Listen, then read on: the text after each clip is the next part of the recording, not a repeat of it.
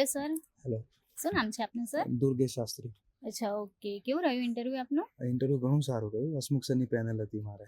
Okay. કેટલો time ચાલ્યો હશે ઇન્ટરવ્યૂ? 15 થી 20 મિનિટ જેટલો ઇન્ટરવ્યૂ ચાલ્યો હતો. કેવા ક્વેશ્ચન પૂછવામાં આવ્યા હતા તમને?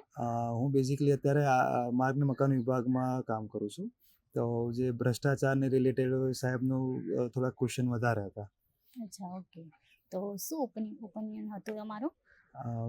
મારો ઓપિનિયન એ જ હતો કે ભ્રષ્ટાચાર થ્રુઆઉટ ડિપાર્ટમેન્ટમાં નથી, ઇન્ડિવિજ્યુઅલ લેવલે અમુક જે કેસીસ હોય છે એ હોય છે, બટ થ્રુઆઉટ નથી હોતું સર.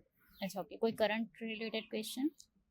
નહીં, કરંટ રિલેટેડ બસ આ ખ્યાતિ હોસ્પિટલને એવું એકાદ બે ક્વેશ્ચન હતા એના રિલેટેડ. ઓકે. શું એજ્યુકેશન બેકગ્રાઉન્ડ છે તમારું? મેં એન્જિનિયરિંગ કરેલું છે બાયોમેડિકલ ફિલ્ડમાંથી. અચ્છા. અને આપણે જે મોક ટેસ્ટ આપતા હોઈએ છીએ બધે, તો એનો કોઈ બેનિફિટ હોય છે અહીંયા? મોક ટેસ્ટનો મોટો મેજર બેનિફિટ કહું તો એ એક્સપિરિયન્સ બુસ્ટિંગ, કોન્ફિડન્સ બુસ્ટિંગ માટે હોય છે. એ ઘણું સારું રહે છે. અંદર જતાં પહેલાં આપણે એક બે વખત આપીએ કે નવા ક્વેશ્ચન કયા આવે છે એ પ્રિપેર કરી શકીએ, તો એ ઘણું સારું એક્સપિરિયન્સ રહે છે એના માટે. કેવું હતું પેનલિસ્ટનું અંદર તમારા? ઓવરઓલ એક્સપિરિયન્સ ઘણો સારો હતો. સાહેબે નવી ઇનિશિયેટિવ લીધું કે અંદર જમવાનું ને એની વ્યવસ્થા પણ કરી હતી કે જે સાંજનું છેલ્લું હોય એ લોકો માટે ઘણું અઘરું થઈ રહેતું હતું છેલ્લે સુધી રહેવું અને ક્વેશ્ચન આન્સર કરવા.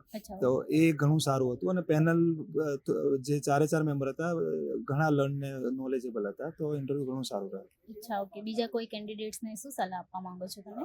બીજા કેન્ડિડેટને સલાહ એ આપીશ કે બી યુ, તમે પોતાની જાત જે છે એ જ બતાવવાની છે. ત્યાં તમારી પર્સનાલિટીનો ટેસ્ટ છે, નોલેજનો ટેસ્ટ નથી. તો જે પર્સનાલિટી છે એ જ બહાર આવી જોઈએ તમારી. તો જે સાચી પર્સનાલિટીનો જો બહાર આવશે તો તમને સારા માર્ક મળી શકે છે.